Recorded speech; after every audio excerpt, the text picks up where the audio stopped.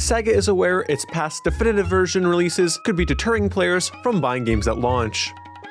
Sonic Frontiers Definitive Edition rated in Korea. What's popping, my pimples? Welcome back to Wallace Without Gromit. So, Sonic Frontiers Definitive Edition was just leaked, and I want to dive into the reactions and discourse around it, because people are split between excitement and downright confusion around this title's existence. But before we do so, in case you haven't already, make sure to subscribe to the channel for more content like this. I find the most fascinating place to start is with this tweet from BrawlX1 that says, "They never learn," directing us to the article I showed at the start of this video. It explains that during a shareholding Q&A session, Sega acknowledged its critically acclaimed games have been underperforming in sales despite positive reception. The company listed several possible causes, including competition from rival titles, initial pricing, and notably, players holding off on buying games at launch because they expect a definitive edition to release later. This pattern is strongly associated with Atlus titles like Persona and Shin Megami Tensei, where updated versions of the game have historically been released a couple of years after the originals. Now, I've experienced this firsthand when I purchased Persona 5 back when it released on the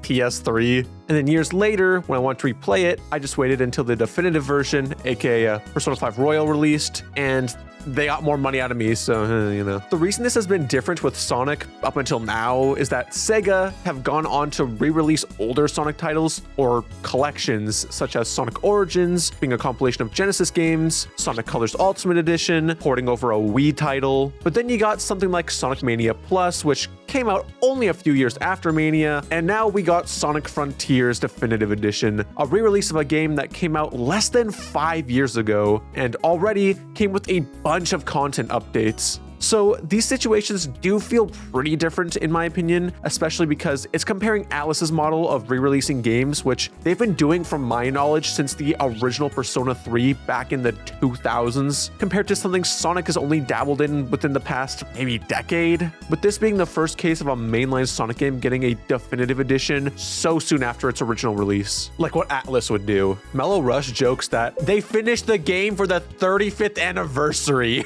Honestly, it does kind of feel like that. Frontiers, since its launch, always felt unfinished, with the updates given to the game made to change that. Still, there's aspects like the game's constant pop-in that never got addressed, alongside the island you spent a lot of the game on, Kronos, being flat out broken up mid-development to pad out the game. This feels like Sega going back and trying to finalize the game once more, but people just wanting Sega to move on already. Bro, it's like watching Kanye constantly update the life of Pablo back in 2016 because he released it in an incomplete state. This is Sega saying they're gonna fix wolves.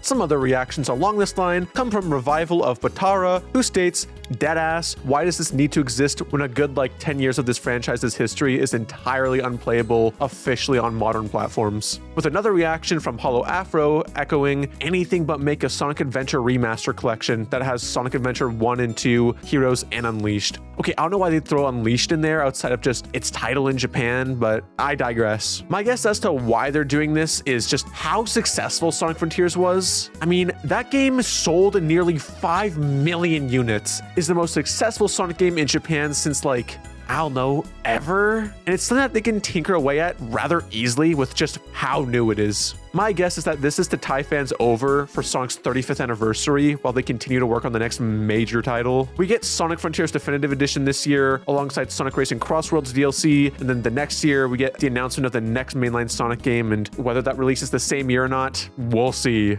However, these points that are brought up are still valid. There's a massive chunk of Sonic's library from the 90s and 2000s that are just downright unplayable on modern hardware through anything except emulation. Not to mention, a lot of these titles would massively benefit from a remaster. Heroes! Another point brought up that has people worried about this re-release can be seen in Kajuler's tweet. "Oh no, they're gonna delist the original game. Modding community will take a massive hit. Oh no, oh no." Sonic Frontiers has a massive modding community, which the game's director has even taken inspiration from. So the possibility of all this hard work just disappearing overnight is a valid concern. Sega's been known to unlist Sonic games in the past. We saw the original releases of Sonic 1, 2, and 3 on Steam all delisted once Sonic Origins released, leaving all the mods made for those versions of the game completely inaccessible for people who didn't already own a copy, all in order to drive sales to this new collection, which by no means is bad. if you ignore some of the issues around Sonic 3, but it completely screwed over the modding community. It could be a case of Sonic Generations though, where the game is still available on Steam, even with its own definitive edition, but you can only get it within the Sonic Legacy bundle. We'll just have to wait and see once Frontiers Definitive Edition is released to know what will happen to the original. But again, this is a valid concern. Regardless of these worries, this leak has left many fans to theorize what this definitive edition could look like. Ice Ashiria states, "We may actually be getting what we were gonna get in the beta. I can only pray this is true, since the original version of the game, before it had to get rolled back a bit due to the Switch version, looked so much better visually. I feel like we could totally be getting something closer to the original vision for a definitive edition." Daniel Barnes put out there that he's, quote, "calling it now. Episode Metal mini campaign added on to build up hype for Sonic Movie 4. This could very much be possible, and does seem to be a common theory among fans of what they could possibly be adding to the game, outside of graphical updates and some quality of life changes. They did this type of tie-in with Shadow Generations by adding a whole stage based on Sonic Movie 3, where Keanu delivers his worst performance as Shadow, and for a second had fans worried that he wouldn't do a good job in the movie itself. Thankfully, we were proven wrong, but regardless, I could totally see some sort of Metal Sonic tie-in to build up hype for the next movie. Another idea along this line comes from Zach Insomnia, who jokingly shared this tweet claiming to be leaked dialogue from Sonic Frontiers Definitive Edition. "Chaos Island. I like the sound of that. Get the out of my game." I could easily see Sega trying to shoehorn Shadow into Frontiers through this. That hedgehog does numbers for them, and I could see them doing something similar to episode Shadow in Sonic Forces or Shadow Generations to a much smaller degree. Hell, it can explain why Chaos Island was featured in Shadow Generations when Shadow wasn't even in Frontiers. That'd be some Oda level foreshadowing from Sonic Team, but I could see them pulling it off. Then, of course, you got some even less serious theories, like from Mohammed Sonic 97, who states, "Sonic Me Frontiers Definitive Edition, and they add 7 hours of Sonic and Amy making out."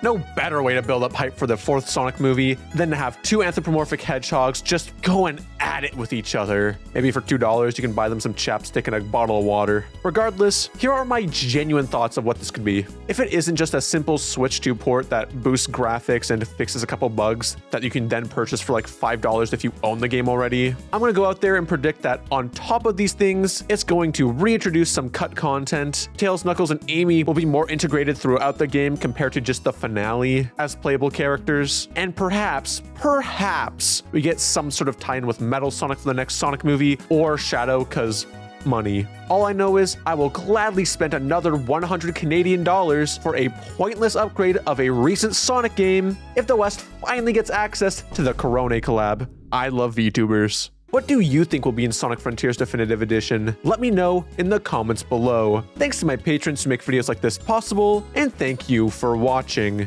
Okay, bye!